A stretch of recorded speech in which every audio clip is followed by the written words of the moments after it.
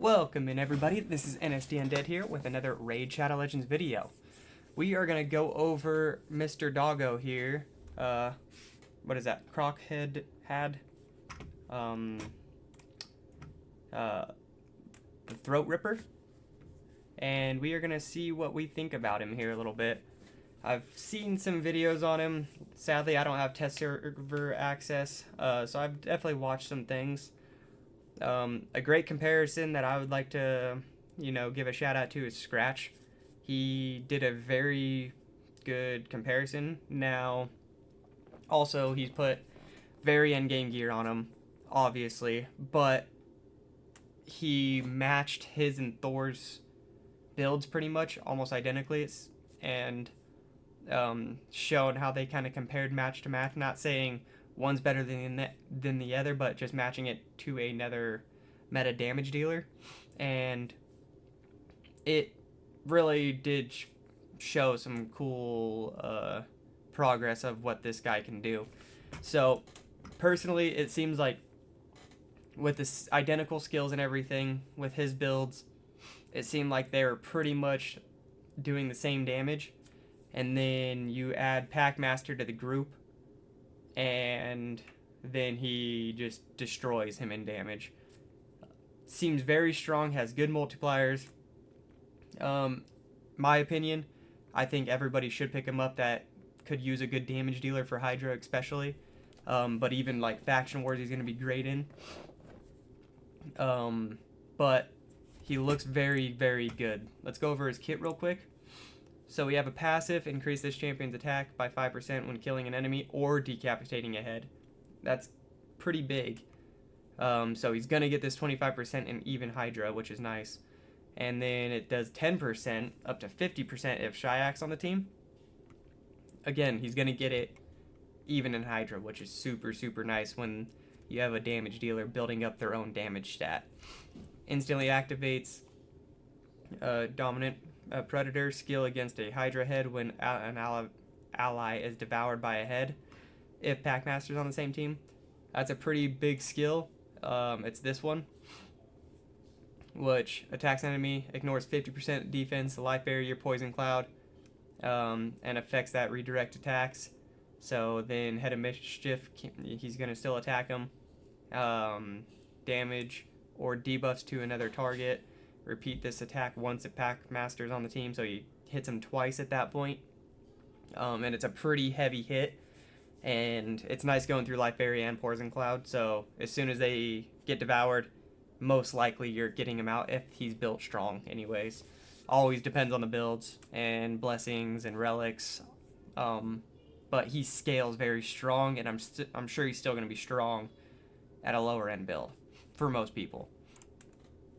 And then he has an A2 here that attacks all enemies, places an extra hit on enemies under 2 or more debuffs.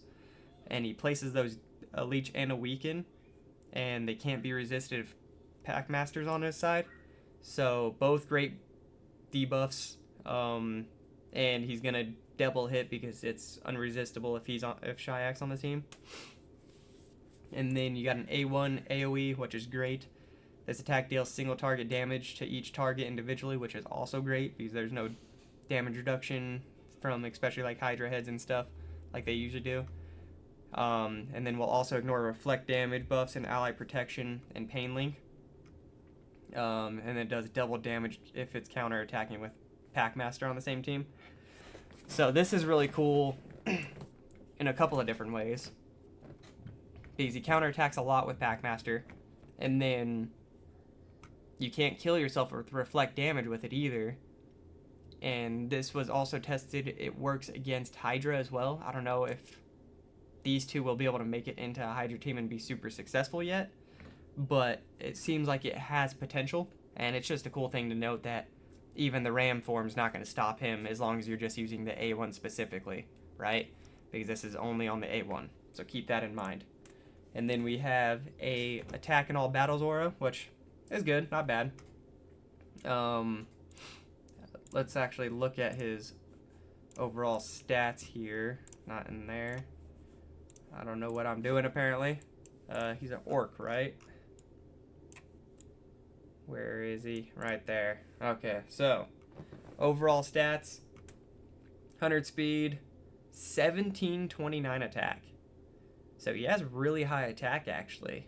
That's beefy attack. 14k health, not too bad. Defense, I mean, he's an attack-based champion, but that's low for sure, obviously.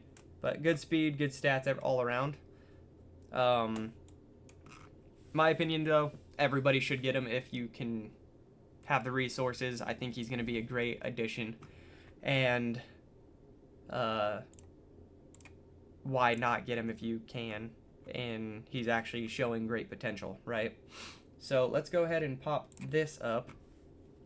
So we got this, right? This is on my Discord, by the way. If you guys ever need to have this information, we have a fusion section, and we usually always get these calendars posted so you can follow along if you need to.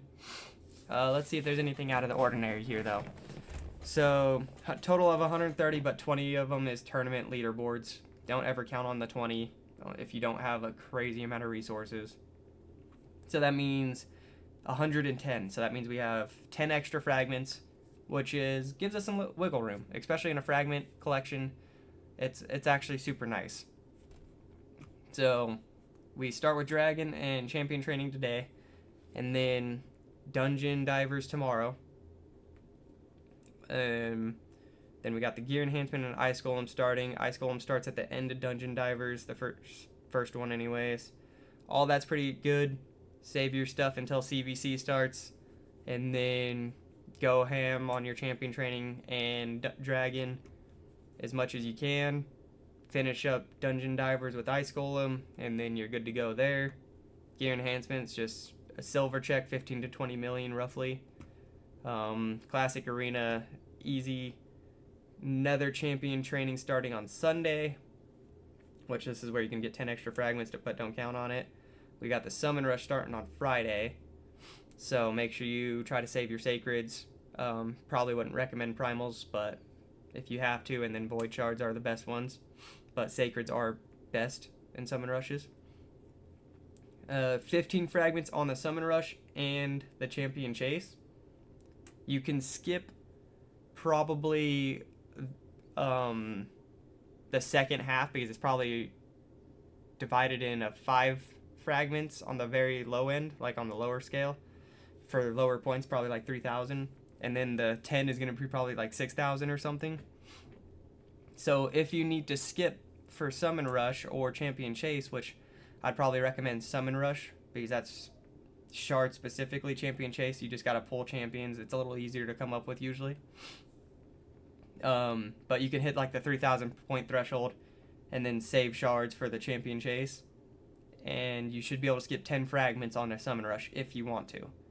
If you're looking really good on shards and champions, go ahead and complete these, and I would probably recommend skipping like Dungeon Divers because they're probably the most grueling part of fusions lately. But pretty standard run-of-the-mill stuff. Summon Rush. Champion Training starts on Sunday with the Dungeon Diver starting the day before. You can, if you didn't finish up Ice Golem on the last Dungeon Divers, you could finish it up on this Dungeon Divers, roll it into Champion Training, and then you can finish it up with Spider. So all that lines up pretty well. Another Gear Enhancement, another silver check. You should be pretty well off with doing all the events for the most part.